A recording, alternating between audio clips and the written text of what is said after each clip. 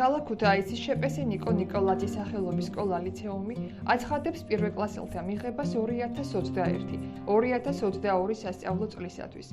მოსწავლეთა რეგისტრაცია დაიწყება ამ წლის 15 მარტს.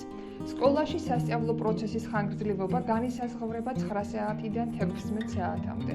14 საათიდან 16 საათამდე სკოლა მოსწავლეებს თავაზობს დამატებით საგანმანათლებლო მომსახურებას, შესწავლილი მასალის განმტკიცებას, საშინაო დავალებების შესრულებას.